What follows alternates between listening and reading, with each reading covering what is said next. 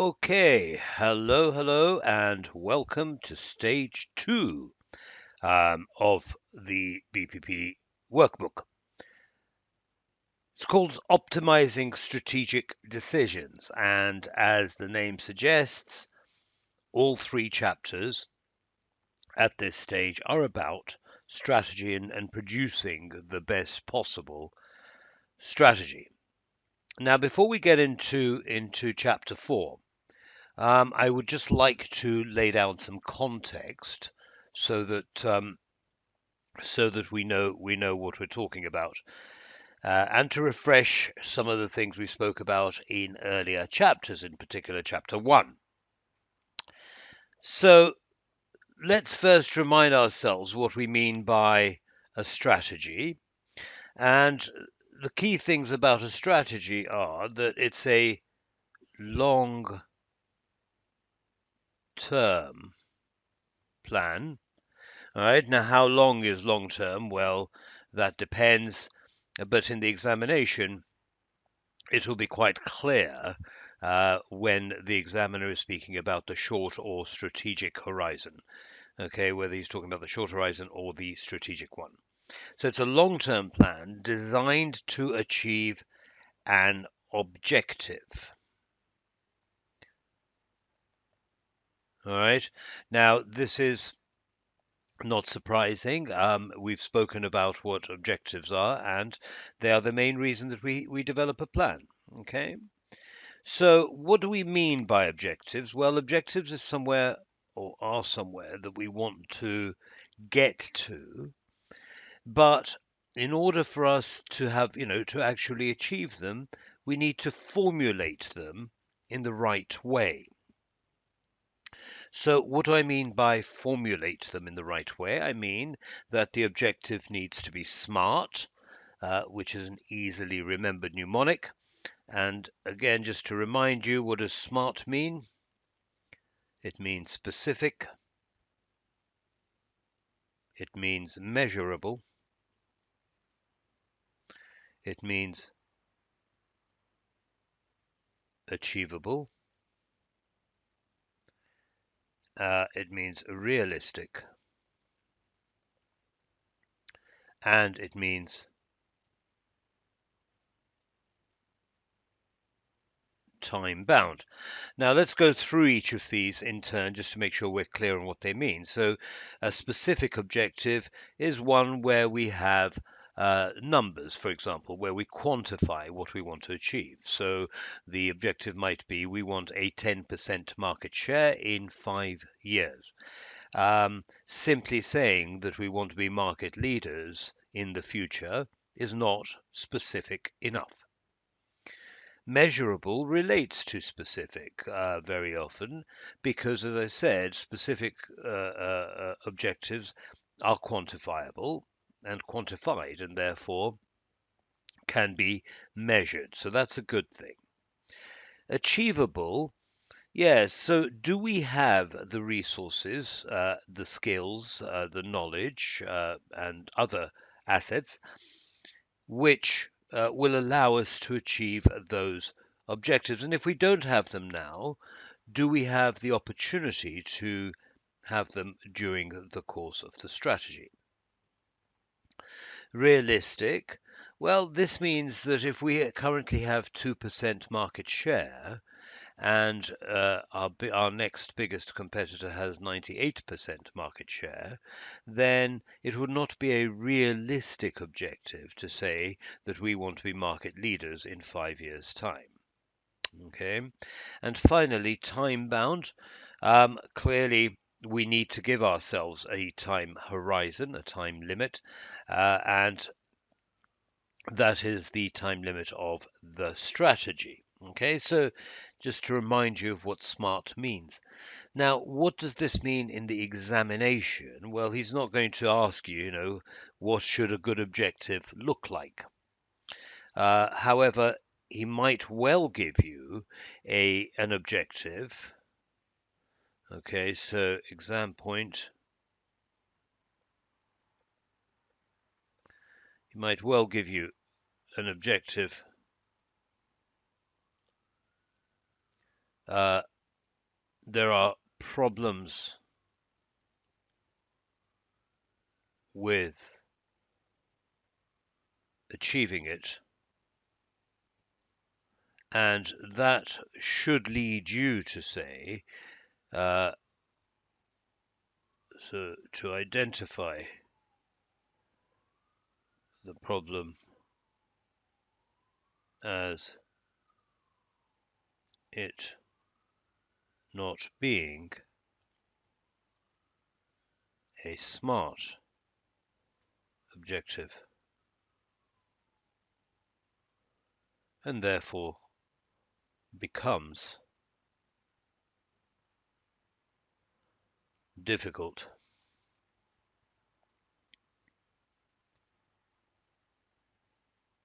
to achieve.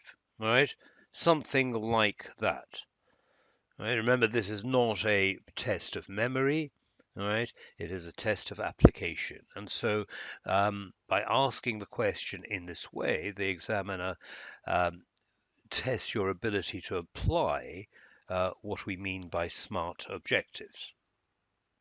Okay, let's move on, getting our context straight. In Chapter 1, we also talked about the 3 stages of strategic management, a model produced by Johnson et al. In 2017. And he said that there are 3 stages, there are 3 processes that we go through. The first one is identifying our strategic position, or where we are right now. So that's asking the question, where we are right now. And essentially, and this is a simplification, but it will do for our purposes, what we're trying to do is identify a SWOT.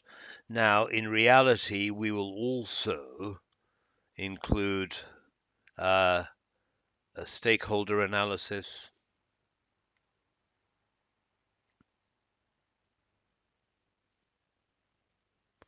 and an analysis of our culture. Okay, how do we do things around here, and is the culture going to stop us from achieving our objectives? But anyway, at the moment, let's focus on the SWOT. And SWOT, as we know, stands for strengths, weaknesses, opportunities, and threats. Okay, so strengths and weaknesses are internal strengths and weaknesses, right? And opportunities and threats are those that exist in the external environment. And this is where we're going to focus on most of this stage. So in Chapter 4, we're going to look at our external environment and how we analyze that. And in Chapter 5, we're going to have a look at our internal environment. All right. And specifically, we will be looking at various frameworks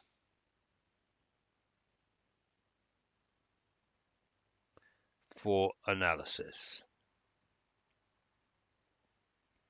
of our internal and external environments. The second stage, according to Johnson et al., in the strategic management process is that of strategic choice, developing an appropriate strategy. And this we will be discussing, we'll be discussing in Chapter 6. Okay, so that is also part of this stage. For the sake of completeness, stage 3 in Johnson's model is about implementation of the strategy, and we'll be looking at that in stages 4 and 5 of the workbook. Okay. All right, we're now ready to start on stage 2, and we're going to start obviously with Chapter 4, the external environment. So our aim in Chapter 4 is to identify the opportunities and threats that the external environment offers. Okay, now we don't do this simply as a stand-alone exercise. We do it for a specific reason, and that reason is that it then allows us to develop a strategy which exploits the opportunities that we expect and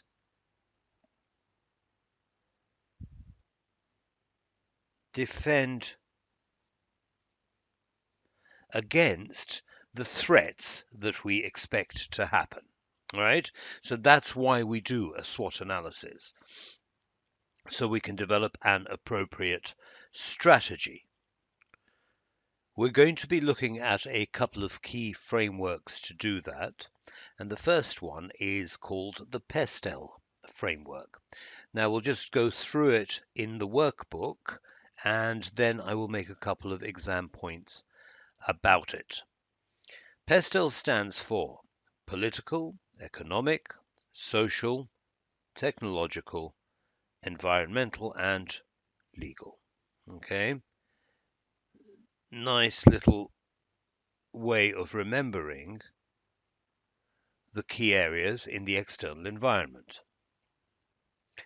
Right, so what do we mean by each? Well, political, again, self-explanatory, changes in government policies, changes in regulations, for example, and so on. Okay, so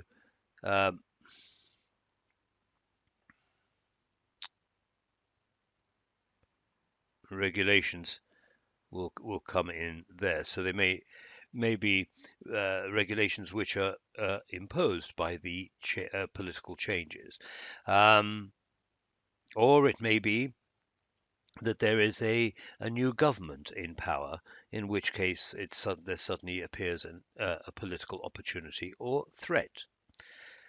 Economic aspects of the external environment, well, again, fairly self-explanatory. Interest rates, tax rates, inflation, the general state of the economy, etc. Now, social aspects of the external environment becoming more and more high profile, and therefore we'll probably expect something in this area in the exam. So essentially what we're talking about is changes in tastes or culture. So people are moving towards, for example, with foodstuffs, towards a more healthy lifestyle. Tastes change. Things that were popular 5 years ago are no longer popular, and so on. And the changes in the social context have enormous implications. So, for example, if you're manufacturing something that is no longer required or fashionable, then you won't last terribly long. All you have to do is think about the designers of clothes and how they're constantly having to produce new outfits, new designs. Okay. Technological aspects, again, fairly self-explanatory and also extremely relevant. So changes in technology, we see that with changes in information technology, the way that we use information, how we store information, and how we leverage, how we monetize information. Also it talks about, we can think about the various apps, we can think about artificial intelligence as an opportunity or a threat, and the list goes on. Environmental or ecological, also very a very hot topic, if you like, and what's happening in terms of climate change, in terms of how we get rid of our waste from factories and so on.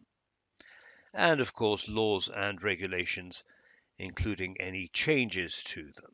Okay, so obviously, if there's a change in these that affects our environment, our business, then it's either an opportunity or a threat. Okay. Now, how do we use this in the examination? Well, the first thing to say is do not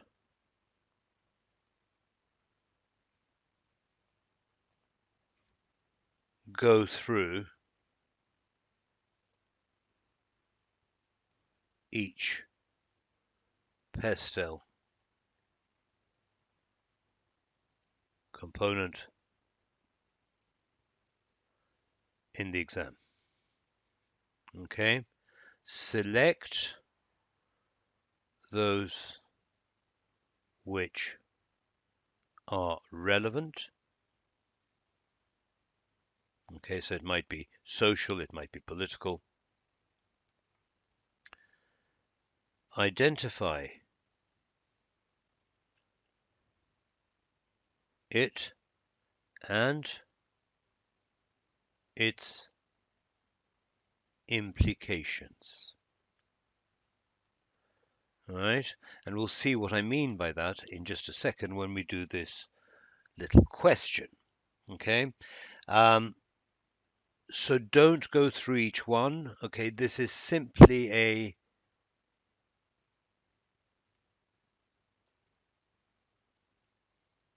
convenient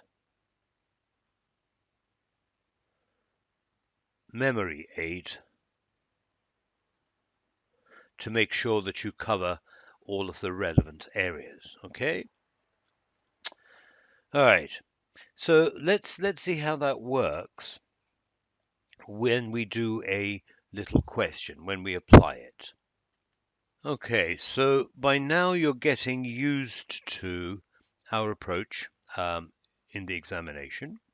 And we know that the first thing we do is we look at the mark allocation, and we see that this is an 8-mark question, which means that we have 8 times 1.8 minutes in which to answer it. So that's about 15 minutes, something like that. Okay. Now, what else do we look at? Well, we look at the key words in the question, and we identify those and highlight them in the exam. So the first one is analyze, and we'll come back to that in just a second. The second one is that there are 3 things that you need to talk about, 3 key factors in the environment which are likely to have the most impact on the farm. Okay, so there are a couple of things here. First of all, there are 3 factors and there are 6 marks available. Now, we're accountants, we can calculate that there are 2 marks available per factor. 2 marks means he's expecting you to spend 3.6 minutes on answering, or each part for each factor. All right, about 3.5 minutes for each factor. Now you can write quite a lot in 3.5 minutes. So what he's saying to you is, if you just give me 2 sentences, you're not going to earn your 2 marks for each factor. That's the first thing. The second thing is that he's asking you to list the ones that have the most impact. And this is suggesting that you use a little bit of judgment. Yes? So there may be more than 3 factors, but he wants you to say which ones are likely to have the biggest impact on the organization. And thirdly, let's look at this word analyze. We see that the question tells us that the professional skill that's being tested is analysis skills. So what exactly does that mean? Well, the ACCA says it means investigate,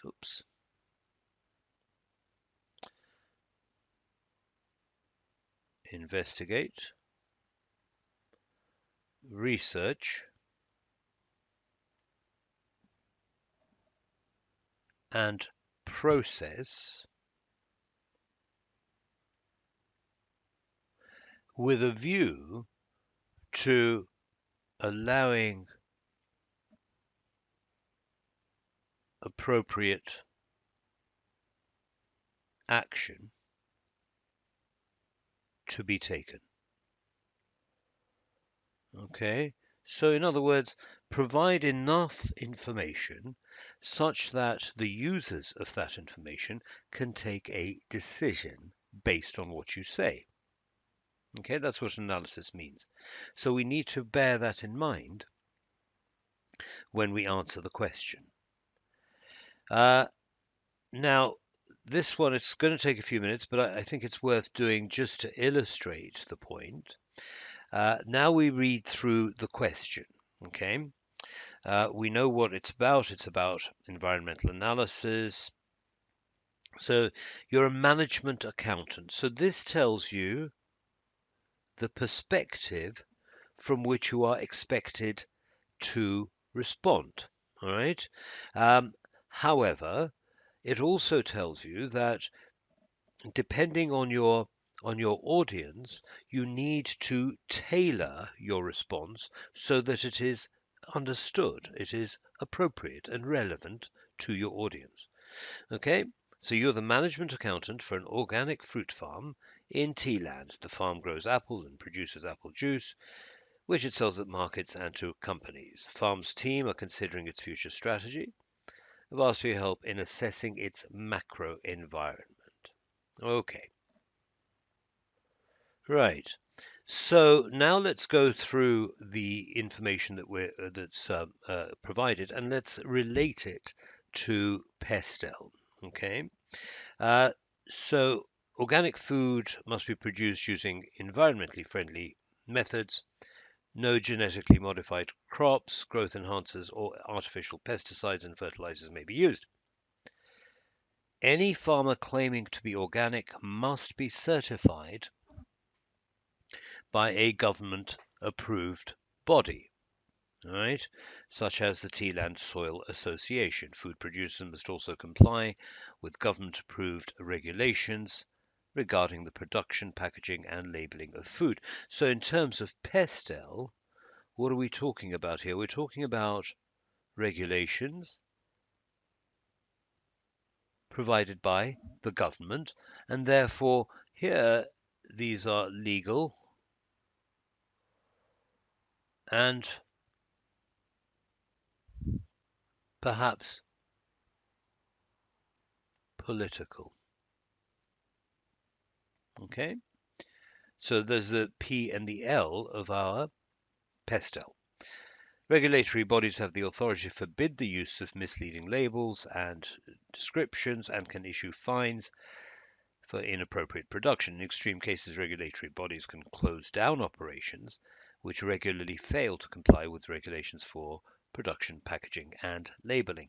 So again, this is more information on the legal and political, or predominantly legal, but the reason it's important here is because it allows us to identify the implications of this legal and political background and therefore assess its importance.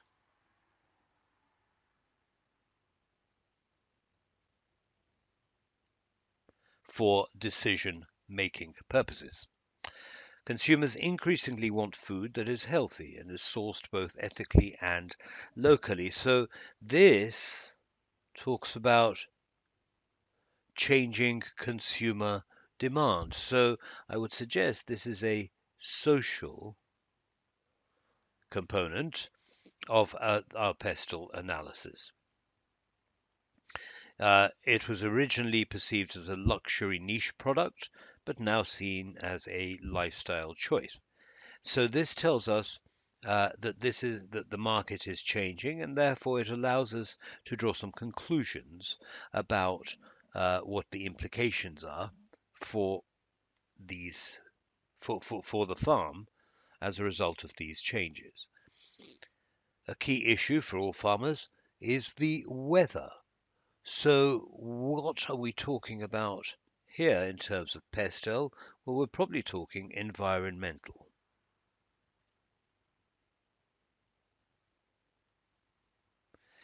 environmental component, which significantly affects the volume, yield, and quality of a crop, and hence the market price. So these are the implications of the environmental um, factor in environmental factor of our general environment, external environment, and hence the market price. Organic farmers are unable to use fertilizers, pesticides, and so they've developed alternative methodologies for dealing with this problem. High-tech farming methods to improve profitability and cash flow.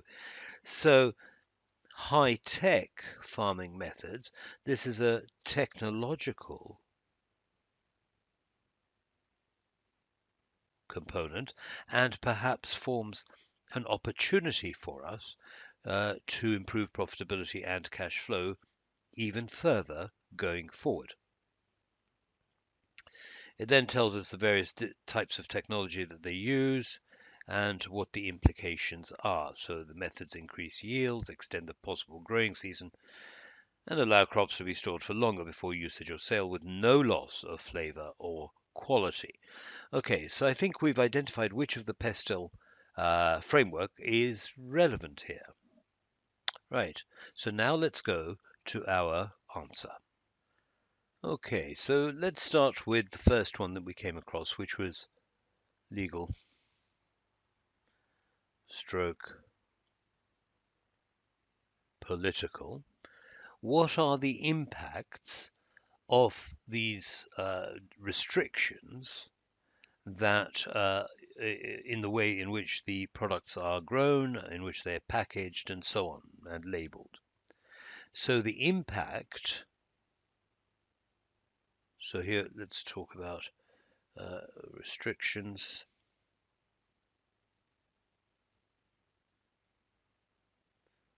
On growth, packaging, and labeling. So what is the impact? Well, certainly there is a cost impact, a cost of compliance. All right, but we have no choice. And another impact is that we must remain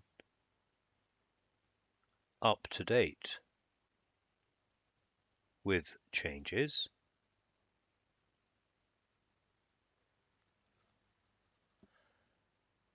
However, there is an advantage, and that is that it enhances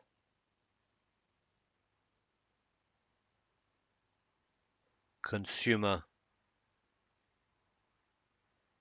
confidence in our product. All right. So there is a cost, but then there is a related or associated benefit as well. However, overall, this is a potential threat. It's a potential threat to our business. And therefore, what are the kinds of decisions that we might make? Well, we might make a decision to have a department whose sole role it is to monitor the legal and political restrictions and make sure that we are constantly in compliance. Okay. Next, let's look at social. Yes, we've identified it above. And by social here we mean changing attitudes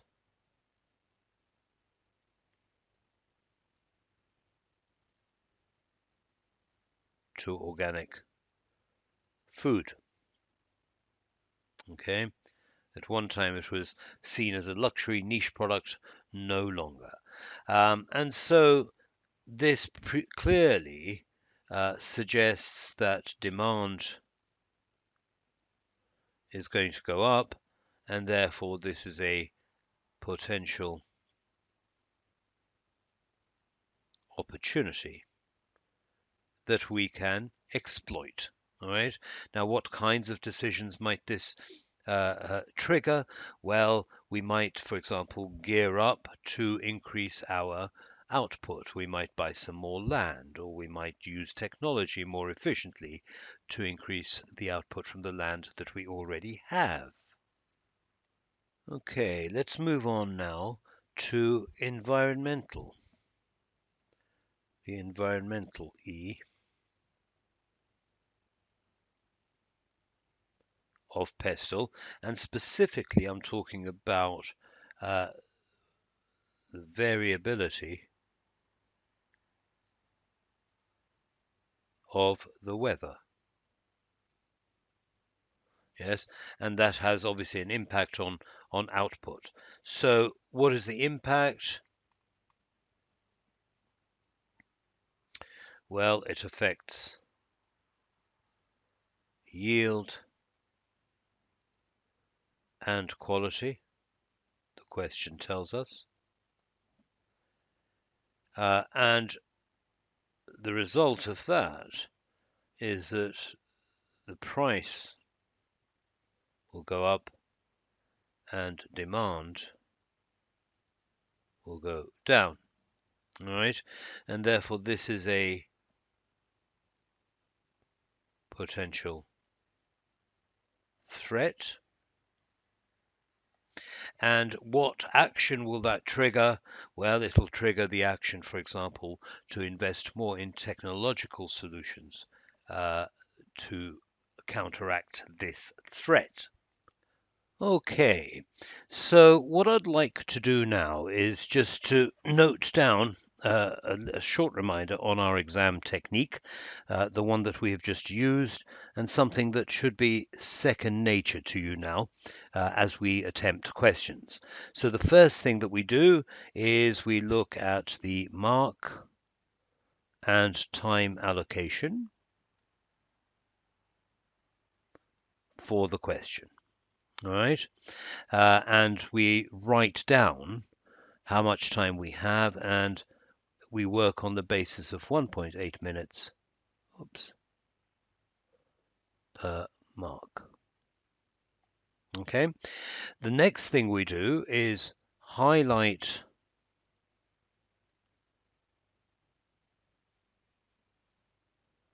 the keywords in the requirement,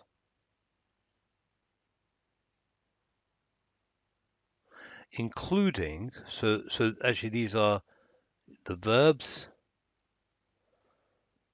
and the word and. Remember to make sure that we answer all parts of the question. Once we've done that, we could use, depending on how large the question is, in an exam they will be large, so we will use the wording,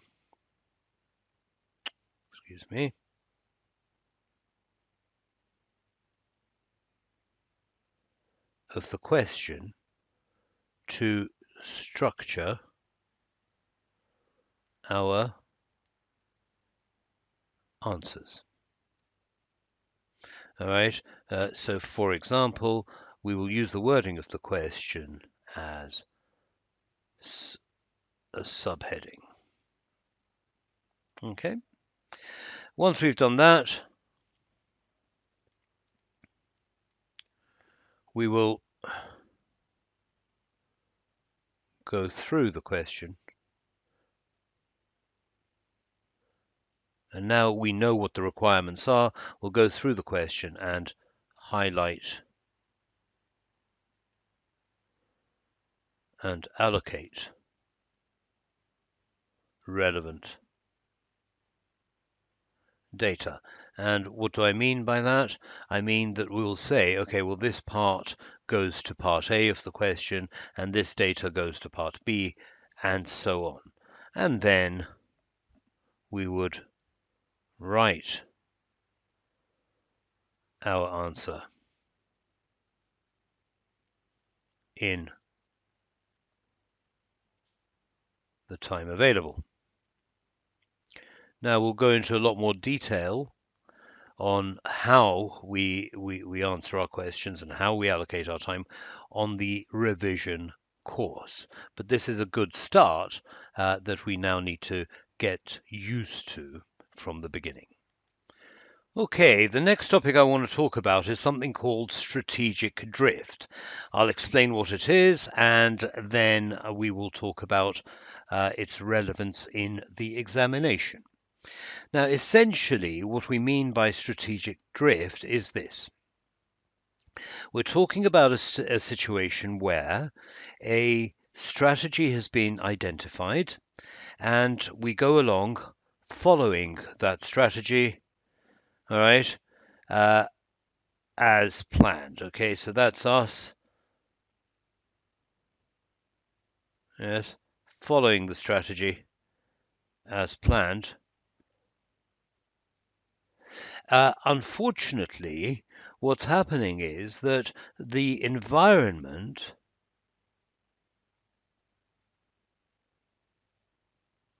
is constantly changing. So the environment at the beginning, when we plan the strategy, is not going to be the same as the environment later on in the strategic life. So typically, it follows a process. So in phase one, what happens is that the company recognizes that there has been a change in environment, and so it makes small incremental changes to its strategy.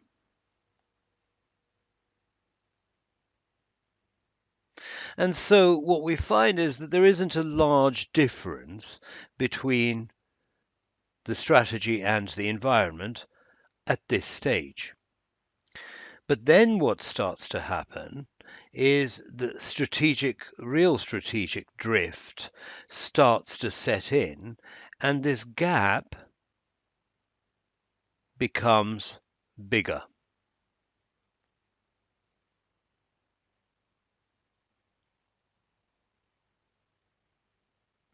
In other words, the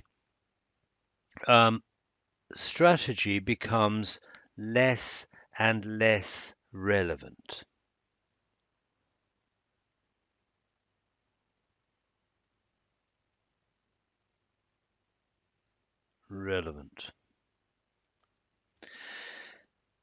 Suddenly, the company wakes up. The directors wake up and they say, oh my goodness, what's going on here? And they panic. Right? They panic and they don't actually know what to do about the ever increasing gap between their strategy and the environment. And this is a key point in time. Either they transform or they die. Okay? So this is a very common process, which means that many companies and many large companies have vanished as a result of strategic drift, and that is that they simply have not been able to keep up with changes in the environment. That's what strategic drift is. Now, a couple of points that I'd like to make about strategic drift. The first is that the greater the drift, the bigger the change required. All right, and what does that mean? It means that the higher or the bigger the gap between the strategy and the environment, the bigger, obviously, the change that is needed to close it. All right, that's what it means. Now, this is related to the concept of transformational change. It's related to the concept of transformational change, and we'll talk about that in just a second. What else do we want to say about strategic drift? Well, the reason that it happens is because the environment is not regularly monitored and is not properly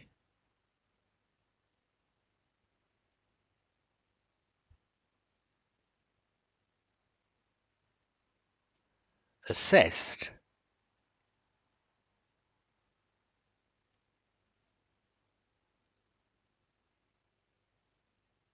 and responded to.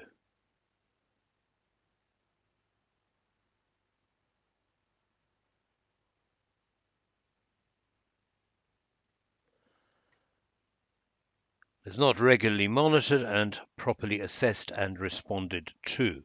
Okay, so what does this mean? It means that we have to have a process whereby we are constantly monitoring whether our strategy is on track to achieve its objectives.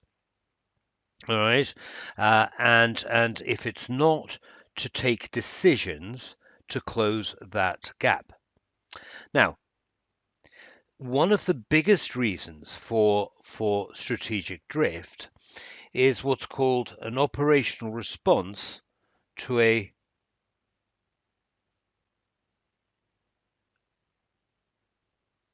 transformational change. Now, let me explain. Transformational change is a fundamental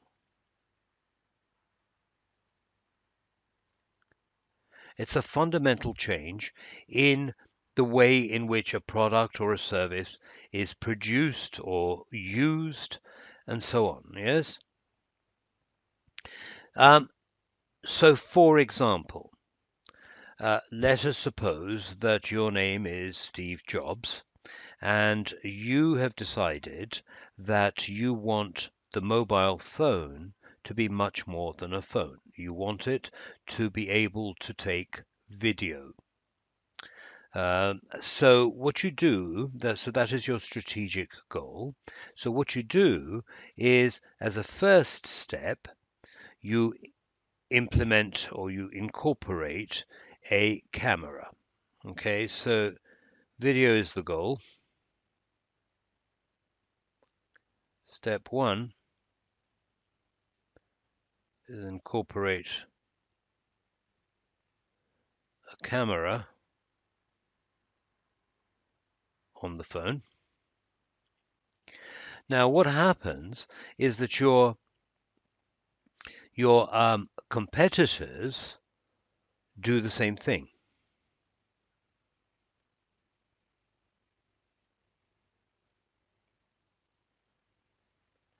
Now, what your competitors have done is an operational response. Okay, that now the phone can also take pictures. However, what Steve Jobs and Apple has done is they've taken the first step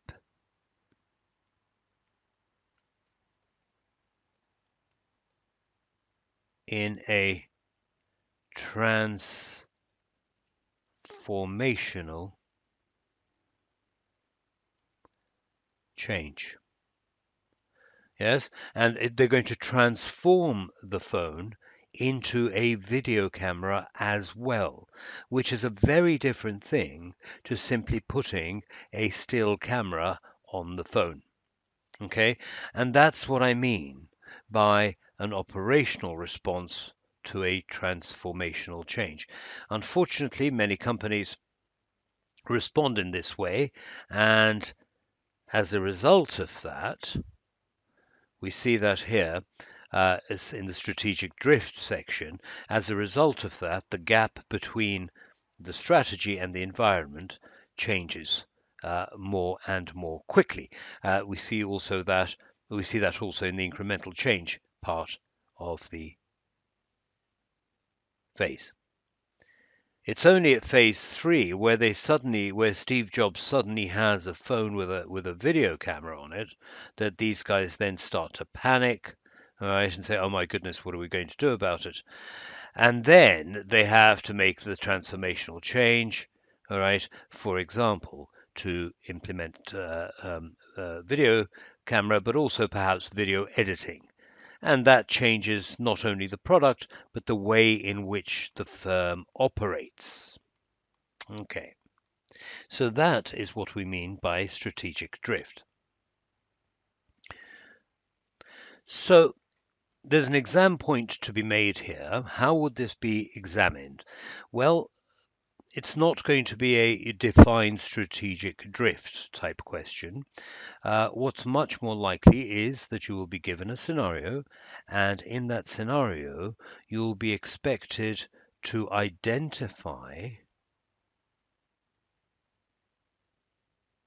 that strategic drift is happening and propose a solution to that drift.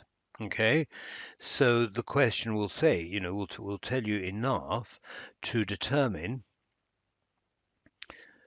where, for example, the organization is in terms of strategic drift, and it'll give you enough information for you to say, well, it's at incremental change or strategic drift or flux stage, and then it will expect you to say that if they're not going to collapse to die as an organization, they will then have to make some kind of transformational change, and you may be asked to recommend what that is. Okay, so as with everything in SBL, it's all about